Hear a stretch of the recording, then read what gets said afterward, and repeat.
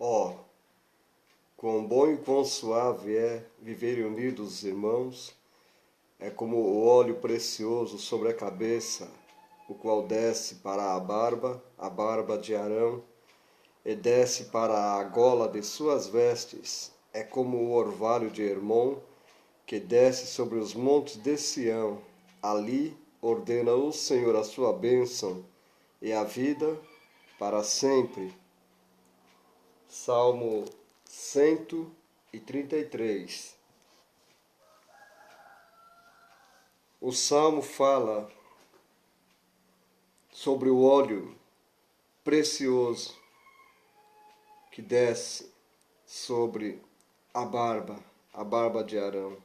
O salmista está fazendo uma referência sobre o óleo da unção que estava nos sacerdotes. A comunhão, ela deve ser igual o óleo. Não basta ele ser precioso. Ele tem que estar descendo em um estado permanente. A comunhão deve ser permanente, igual o óleo precioso que permanentemente estava com os sacerdotes na época de Moisés, quando foram consagrados Arão, seus filhos. Então, a nossa comunhão, ela deve ser igual o óleo precioso. Não basta apenas ser um óleo, tem que ser o óleo precioso. O óleo precioso só foi usado uma única vez na história. Este é o fato. Apenas uma única vez na consagração dos sacerdotes. O óleo da unção sacerdotal. Ele não escorria. Ele se parecia como um mel, vamos assim dizer, um mel grudento. Ele não era um óleo fino. Ele, quando descia a cabeça da pessoa, ele não escorria, porque mesmo que chacoalhasse a cabeça assim, ele permanecia. Por quê? Porque ele era grosso, consistente. Quem vive na obediência a Deus, quem vive na obediência ao Senhor e tem comunhão uns com os outros, através do Espírito Santo, é como se estivesse sobre a cabeça da pessoa, sobre a sua própria cabeça, esse óleo precioso. Ele não escorre, ele não se perde, ele permanece. Porque ele parece um mel grudento, ele fica. Ele não pingava, podia abaixar a cabeça, ele não pingava, ele permanecia sobre a pessoa. Os irmãos que vivem igual o óleo precioso, o vento ou o problema não atrapalham. Pode haver vento, não atrapalha. Seja qual for o problema, o óleo está sobre a cabeça. No Salmo está escrito, no verso 2. Diz que ele permanece, é como o óleo que desce, é um tempo presente. Se você observar bem, veja que o verso 2 não diz que o óleo desceu, não, diz que ele desce. A unção sacerdotal é uma só, é presente, é perpétua. Para entender melhor este assunto, temos que ir lá no quarto livro da Bíblia que Moisés escreveu, Números, lá pelo capítulo 25, verso 13, por ali. Há 2000 anos, mais ou menos, aproximadamente, nós dizemos o quê? Que o sangue de Jesus Cristo tem poder. E tem. E a unção sacerdotal, a unção que Deus colocou sobre os sacerdotes, aquela unção permaneceu. Todos os dias, às 6 horas da manhã, os sacerdotes, no meio do arraial, eles vinham aonde estava uma mesa de pedra. E cada pé da mesa tinha 1,25 m cada um de altura. Então, eles vinham retiravam a cinza e os gravetos. Aí os sacerdotes estavam em fila, com 12 pedaços de madeira nos braços. 12 sacerdotes em fila, um por um, e a soprar até a madeira pegar fogo. A cada 12 horas, esse processo ele era repetido, ou seja, às 6 da manhã e às 6 da tarde. Às 6 da manhã e às 6 da tarde. Você pode dar uma conferida em Levítico capítulo 6, verso 12 e verso 13. Levítico capítulo 1, verso 7. O primeiro ofício dos sacerdotes era o seguinte: o primeiro serviço que eles tinham que executar era não deixar o fogo apagar. Eles não podiam deixar o fogo apagar. Aqui a palavra está nos dizendo algo também. O fogo tinha que permanecer no altar, e nós somos constituídos pelo Senhor, conforme diz Apocalipse, reis e sacerdotes. O fogo do altar, nós que somos o templo do Espírito Santo, ele não pode parar de arder, de queimar em nossos corações e em nossas vidas. Então isto nos reporta a responsabilidade da comunhão com o Senhor. E para o combustível alimentar a chama do fogo no altar, o combustível é a oração, é a consagração, é a santificação, é a comunhão com Deus. Nós não podemos deixar o fogo também apagar da nossa comunhão com Deus. Então o primeiro ofício dos sacerdotes é não deixar o fogo apagar. E o segundo ofício, a faixa na testa, estava escrito santidade ao Senhor. Eles tinham uma faixa na testa. A faixa era confeccionada com 70% de ouro. As letras, eram de ouro. E 30% era do mais puro linho. Eles colocavam um colete para segurar a bainha, que pesava 6 quilos. Na bainha das vestes tinha, por exemplo, uma bola de ouro de 200 gramas e uma romã, ou seja, uma campainha. Então era assim, uma bola e uma campainha, uma bola e uma campainha, até completar toda a bainha. Agora observe, eram 185 sacerdotes, vestidos desta maneira. E Satanás, o diabo, ele não gostava nem um pouco do barulho que se fazia. Pode ter certeza disso. Ele se incomodava com aqueles sacerdotes, com aqueles homens que tinham esse cargo, esse ofício, para ministrar ali perante os filhos de Israel e o Senhor, e fazia barulho. Mas veja, com o tempo, o Senhor Deus, ele tirou a glorificação da bainha para ele. E hoje, ela está colocada na igreja. A glorificação que havia lá na bainha dos sacerdotes foi retirada por Deus. E hoje esta glorificação está na igreja. Está hoje aonde? Na boca dos filhos de Deus.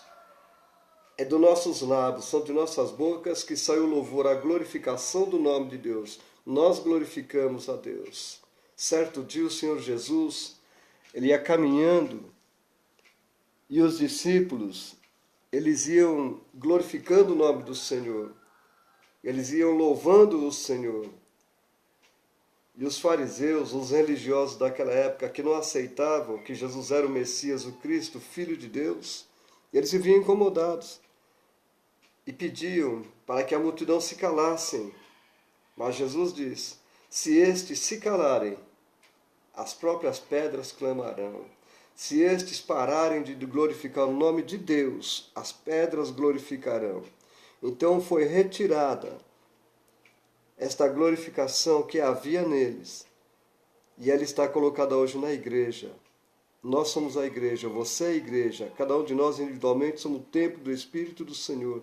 E hoje está em nossas bocas, em nossos lábios, a glorificação do nome de Deus. Observa bem.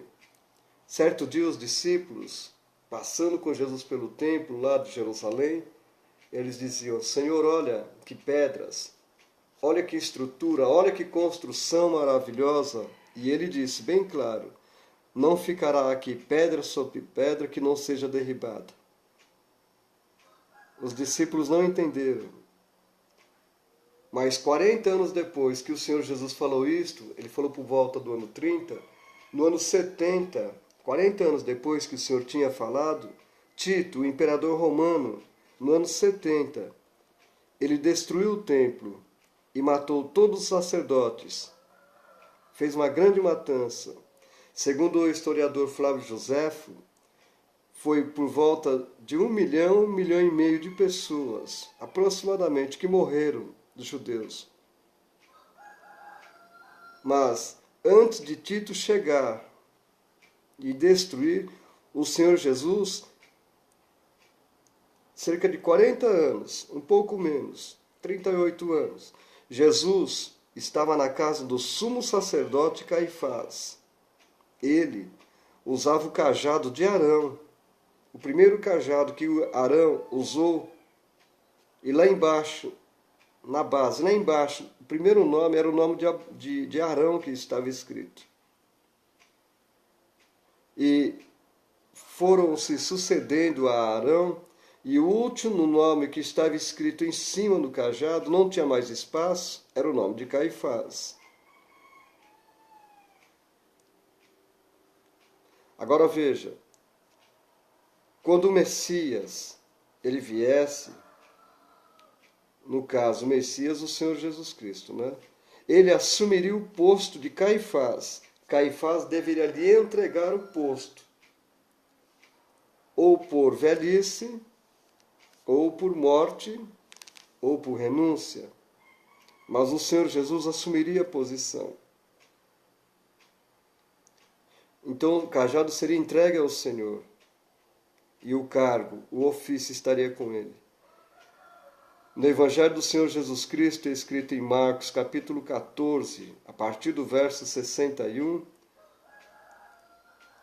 a palavra faz uma grande referência sobre este assunto. O sacerdote seria sacerdote até o dia da morte, diante da sua consagração, para poder um outro assumir. Ou se ele renunciasse o cargo. No caso de Caifás, ele renunciou. Como foi que ele renunciou?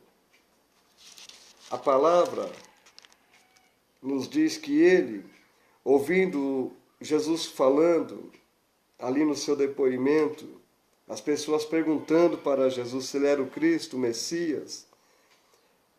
Então, ele ficou furioso, ele ficou muito revoltado. Ele estava vendo Jesus como que se estivesse blasfemando, se passando por Filho de Deus. Ele não estava aceitando de forma nenhuma o testemunho que Jesus dava que ele era o Filho de Deus. E então ele, com muita raiva, ele rasgou as vestes, porque ele falou que Jesus estava blasfemando. Ele estava tão furioso, tão transtornado, que ele rasgou as suas vestes. E um sumo sacerdote não podia fazer o que o rei fazia, o que os homens faziam. Ele não podia de forma nenhuma rasgar suas vestes. O sacerdote ou o sumo sacerdote somente rasgava as vestes quando ele estaria renunciando ao ofício. Ele não queria mais seu ofício por algum motivo. Então ele rasgaria suas vestes para dizer: não quero mais. Outro vai ter que assumir a minha posição, ocupar o meu lugar. Então veja, a partir do momento que ele rasgou as vestes, Jesus então assumiu o comando. E não pegando propriamente o cajado na mão, mas ele assumiu o comando lá na cruz. Lá na cruz não foi no cajado posto o nome de Jesus. O nome dele foi posto na cruz, em 3 idiomas diferentes. Em letras hebraicas, gregas e romanas, né? Jesus Nazareno, Rei dos Judeus. Quando o véu do templo rasgou com a morte de Jesus, quando ele disse: está consumado, quando ele disse está terminado, ou seja, já terminei o meu trabalho, já terminei a minha obra, consumei, né, já consumi, terminei a obra, o véu do templo, aquele véu que tinha mais de 20 metros, cerca de 27 metros de altura, com 5 centímetros de grossura, ele rasgou-se do alto a baixo. Foi, então, agora, o acesso, conforme dizem Hebreus, do homem a Deus. Agora, a parede da separação, o muro, terminou-se. Agora estava o homem tendo acesso ao Santo dos Santos. Então, o Senhor Jesus, quando morreu, o véu do templo rasgou de alto a baixo. Jesus estava fazendo algo aqui também. Ele estava repassando o sacerdócio. Para quem? Era para a própria igreja. Apocalipse capítulo 1, versos 5 e 6. Então nós precisamos, diante do que nós estamos vendo na palavra de Deus aqui, sobre o óleo precioso, nós precisamos, diante de tudo isto aqui, exercer com fidelidade o nosso ministério. Nós precisamos exercer com fidelidade o ministério que o Senhor nos confiou. A palavra de Deus, ela nos diz que nós podemos permanecer em comunhão, mas nós temos que permanecer primeiramente em oração, em vigilância. Existem alguns salmos que está classificado como salmos de sabedoria. Olha que interessante. O Salmo 133, ele também é considerado como um salmo de sabedoria. Ainda existe mais 6. Por exemplo, o Salmo 128 é considerado como um salmo de sabedoria. O Salmo 127 também. O Salmo 112. O Salmo 73. Ainda tem mais um. 49. Não, ainda tem o Salmo primeiro. São considerados salmos de sabedoria. Então, aqui no Salmo 133, que eu volto aqui para ele, aqui ele fala sobre a excelência da união fraternal. A unção, voltando também, comentando sobre a unção do sumo sacerdote, se você está mais interessado no assunto, você deve ler capítulo 29 de Êxodo, versículo 7. Então, quando fala sobre o orvalho de Hermon, ele é símbolo de bênção. O orvalho de Hermon, ele é denso e ele traz fertilidade lá em cima daqueles montes secos. Ele traz fertilidade. Que você continue meditando a palavra de Deus. Que você continue meditando neste salmo. Medita no Salmo 133, de acordo deste comentário que eu fiz aqui. Nós temos aqui meditar na palavra de Deus. Este Salmo 133, ele também é conhecido como um cântico de romagem. Quando o povo caminhava, quando o povo ia das suas cidades, das suas localidades, em direção ao templo, um dia de viagem ou mais, eles iam cantando, e este era um dos cânticos que eles entoavam. Era um cântico de romagem. O autor desse salmo é Davi. Davi sabia do que estava falando. Quando ele falava de unção, Davi sabia de que estava falando. Ele sabia do que se tratava. Davi foi o único rei, o único homem que recebeu tríplice unção da parte de Deus. Ele recebeu unção na casa do pai, quando ele foi lá ser visitado por Samuel e ser nomeado, ungido rei. Ele foi rei Ele reinou por 7 anos. E depois em todo Israel por mais 33, 40 anos. 3 vezes ungido. 3 vezes. Tanto em Judá, tanto em todo Israel e na presença do Senhor. Davi era um homem segundo o coração de Deus. Porque constantemente na vida de Davi havia a consciência, ele tinha a consciência de ser útil ao próximo, fazer o seu melhor para o próximo, porque ele estaria fazendo para o Senhor. Ele tinha um coração que se quebrantava fácil em favor do pobre, do necessitado, do carente, e ele fazia o melhor que ele podia para Deus. Ele foi um homem, conforme diz lá em Atos, que honrou a Deus em sua geração. Deus ainda hoje está à procura destes homens. Então Davi, quando ele fala sobre a excelência do amor, né, da união fraternal, né, do amor filho, né, tem vários tipos de palavras em grego para denominar o amor. Agora, o amor é filho, filial, mas ele vai mais além. Quando ele fala do amor de Deus, quando ele trata sobre o amor de Deus, conforme diz a palavra, aí já é o amor ágape, é o amor divino, é o amor que tem que permanecer. Conforme diz o apóstolo Paulo também, na primeira carta aos Coríntios, capítulo 13, que fala sobre a excelência do amor. Ali é um cântico. Ele fala, agora, pois, permaneçam a fé, a esperança e o amor, e o maior destes é o amor. Observe que o maior das virtudes, a maior das virtudes, não é a fé, não é a esperança. A maior das virtudes é o amor. Por quê? Porque Deus é amor. A essência de Deus é amor. Deus é 100% amor. Então, este amor de Deus, conforme Paulo também diz em Romanos, está derramado em nossos corações pelo Espírito Santo e por Jesus Cristo. E nós temos que nos manter unidos, ligados no amor de Deus. Que o Senhor te abençoe e te guarde. Que a graça, a bênção, a paz do Senhor esteja sobre a tua vida. Amém. Até a próxima. Paz. Fica com Deus. Amém.